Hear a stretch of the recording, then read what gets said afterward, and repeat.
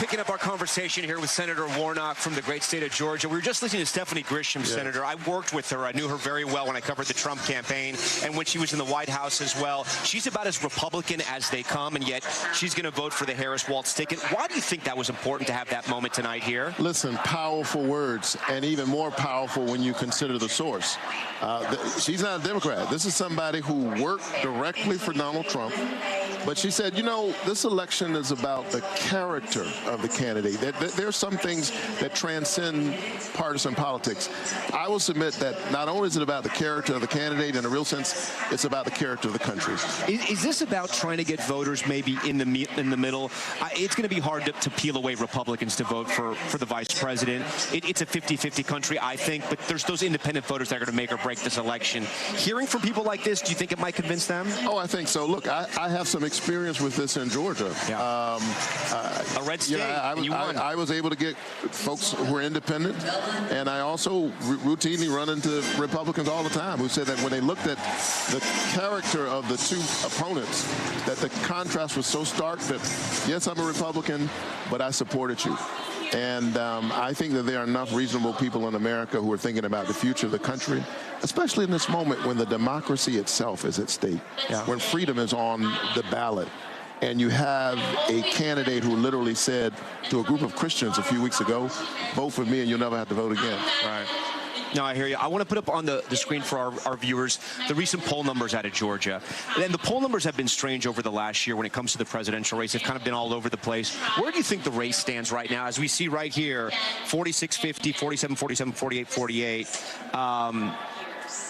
Do you think Georgia's in play? You think Democrats need to be worried? You think Republicans need to be worried? Georgia is in play. And I know a little bit about how to win Georgia. I've won Georgia twice. It will not be an easy race. It will be a tight race in Georgia. It's going to be a tight race in the country. That's why it's so very important for people to turn out. And if folks are watching us right now tonight, the thing I can say, the most important thing for you to do right now is to show up, to make sure that you use your voice and use your vote.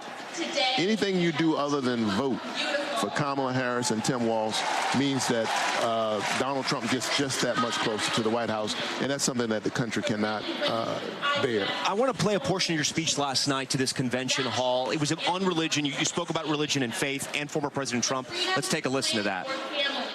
I saw him holding the Bible and endorsing a Bible as if it needed his endorsement. He should try reading it. To anyone listening who's struggling to start a family. Sometimes in politics, it used to be said that religion was sort of off the table. You wouldn't attack someone for their religion. You're a man of faith. You're a pastor. I'll finish the question. Do you think it's fair to attack former President Trump over his religion and his faith, or do you think that you don't like the way he's been using it on the campaign trail?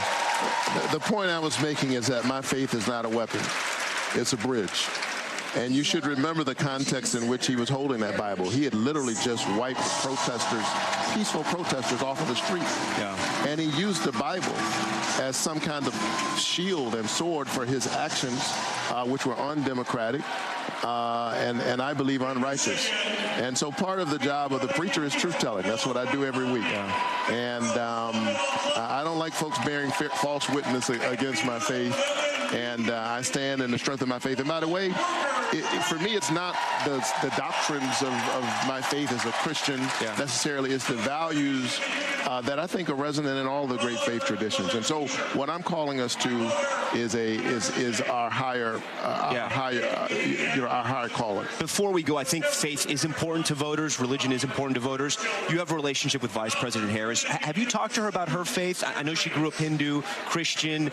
She's Jewish. Not only have I talked with her, I've worshiped with her in my church. What can you tell our viewers about her? Because it's an unknown for some voters. She is a woman of faith, and I won't go into the detail. I'll let her speak for herself, and I'm sure she will.